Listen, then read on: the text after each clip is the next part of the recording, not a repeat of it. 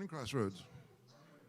So, Pastor Alex and I attended what's called a pastor's breakfast this Thursday morning in Pittsburgh for the Options Health organization to get an update and a tour of their brand new facility. And this is on, right? Yeah, okay. And what a joy, what a joy. He's only going to give me 5 minutes here. So I'm going to start with what God had to say about all this. God said the following in Psalm 139. For you created my inmost being. You knit me together in my mother's womb. I praise you because I am fearfully and wonderfully made. Your works are wonderful. I know that full well. My frame was not hidden from you when I was made in the secret place. When I was woven together in the depths of the earth, your eyes saw my unformed body. All the days ordained for me were written in your book before one of them came to be. If that doesn't say it right there, I don't know what does.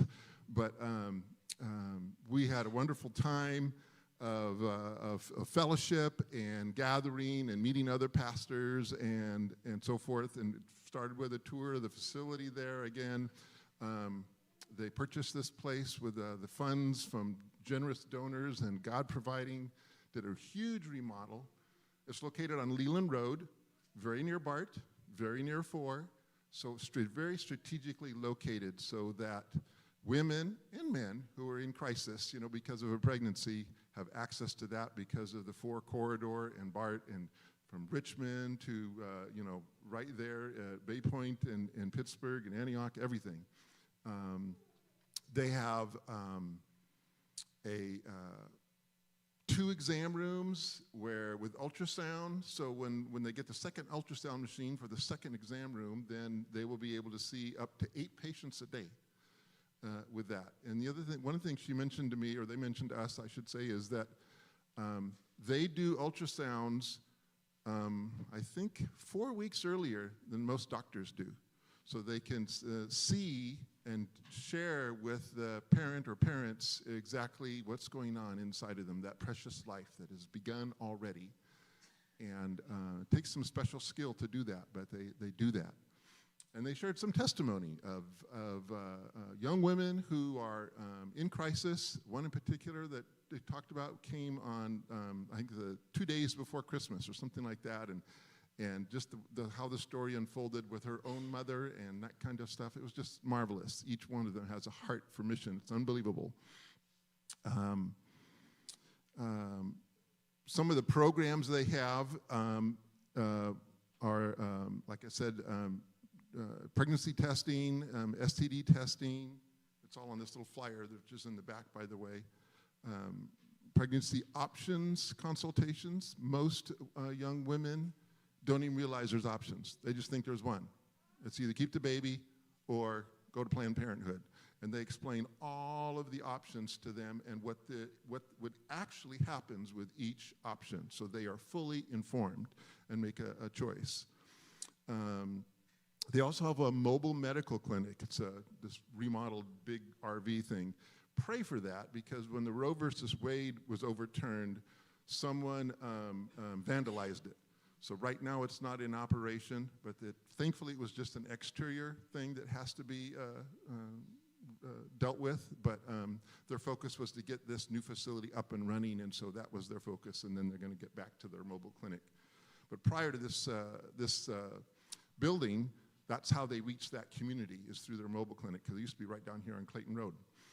Of a parenting program, so that fathers and mothers can be thinking and learning about that. A specific fatherhood program, a sexual health education program, and an abortion aftercare program. A complete set of things to help women who are in crisis who choose to keep their child.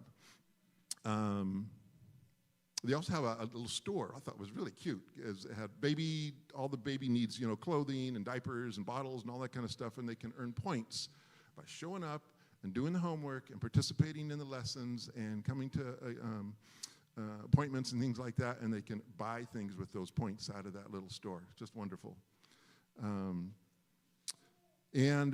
I thought that the most wonderful part of the whole thing was after it was all said and done, we had a time of prayer. Wow. Pastors from all over the community. I think there was about 18 altogether. Prayed, and the Spirit was just unbelievably alive in that time of prayer. It was just unbelievable. Apparently, this is the first of several that they're going to do, but I think we set a high mark. So